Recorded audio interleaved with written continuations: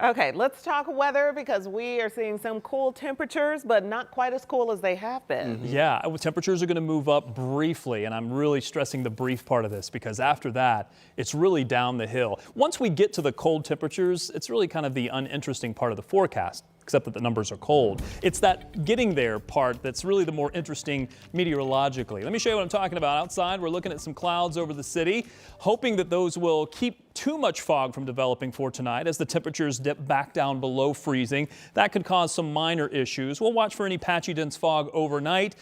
Most of our models are picking up on that, but the question is how widespread will it be as the temperatures dip below freezing back into the 20s by tomorrow morning. And then tomorrow, I think, especially compared to where we have been, should be a relatively pleasant day, especially when you look at the afternoon. We're going to be into the mid-30s, maybe even a peak of sunshine.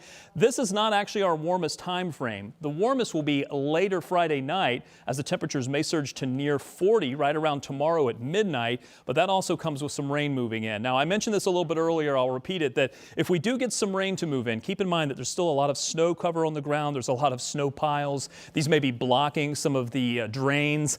That may lead to some ponding on some of the roadways. It may also wash off some of the salt so that when this turns into snow on the backside, it's not going to be very much, but as quickly as the temperatures are going to drop, it may not take very much. Also, if there's any of that moisture that's left over or any of the ponding because it has nowhere to go, temperatures are going to drop pretty dramatically. By Sunday morning, we could be in the single digits for some locations. I don't know if it's going to be as aggressive as what maybe this model is spitting out, but that's a pretty dramatic drop in temperatures, especially with a lot of leftover moisture from any rain or snow for early Saturday. Our official forecast has us down to 12 on Saturday. Really quite a difference in most of the model output on just how cold will be Saturday into Sunday.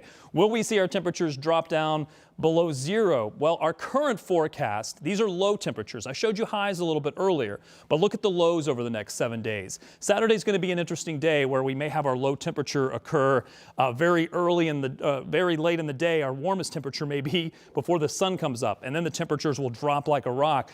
Sunday, we may get into the teens for high temperatures, but it's really all downhill from there. And I think for maybe 3 nights in a row, this is going to be the coldest part of our forecast. We're looking at temperatures that will likely go down to or perhaps below zero. It also will depend on how much snow cover is still left after our brief warm up on Friday. This will help to melt some of the snowpack, some of the ice that's out there, but I think there's still going to be enough that once we settle into some cold temperatures, they're going to stick around for a while, possibly for 3 or 4 days. And even when we warm up, those temperatures are still a bit below the average. Very briefly, let me hit on traffic just to show you the map. Overall, not looking too bad. Starting to see the usual slowdowns. But as I take you farther to the south, 65 southbound, this is where we've been having some issues here. This is just past the Greenwood exit, past County Line Road, heading southbound. Southbound, there is an accident. Let's show it to you on one of the traffic cameras. They have the right 2 lanes southbound blocked at mile marker 95. Watch for that if you're going to be heading traveling southbound. It's causing a slowdown, but traffic is at least moving. Otherwise, typical slowdowns that we would expect, 465 on the northeast side. Those are slowing down as well. Just stay safe out there. We'll keep you updated on the traffic. Overall, though, things moving pretty smoothly around much of the city.